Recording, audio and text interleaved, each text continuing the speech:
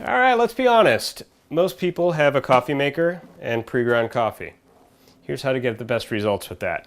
We've got our freshly ground coffee. If you want extra dork points, you want to wet your filter because there's a lot of fibers in the filter and that will get into your brew. So you put it in the brew basket and get it wet. How do you measure your coffee? Well, the standard ratio is 2 level tablespoons of ground coffee per 6 ounces of water. On a Mr. Coffee, and it does vary by machine, so this is a good thing to measure. Each cup is 4 ounces. On some brewers, I've seen 6 ounces. It's not a bad thing to measure.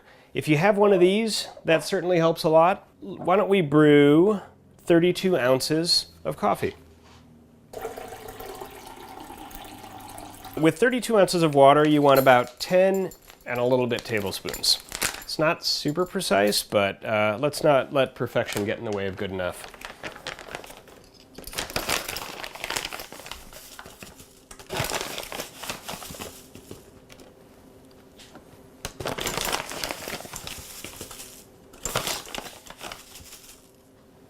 That's 2. Boy, this is taking a long time. Did you know that a quarter cup is 4 tablespoons? Well, it is. So we have 2, 6,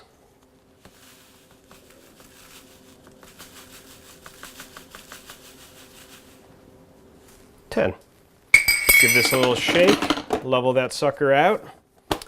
Makes for a nice even brew, and hit brew. We're good to go. So 2 level tablespoons per 6 ounces of water. All right, Mr. Coffee, the cheapest one in the aisle at the grocery store, has a really cool feature. Sometimes, you never know. You can stir, if you're very gentle, the grounds into the water while it's brewing. You don't want to do this for the whole brew cycle, but just enough to get all the grounds mixed with all the water, and please be careful that you don't rip the filter while you do this. Flip the top back down, and that'll make a better extraction.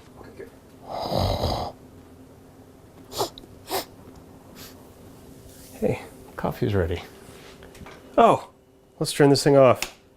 That hot plate will ruin the thing. All right. Coffee is ready. Make sure to share with one you love.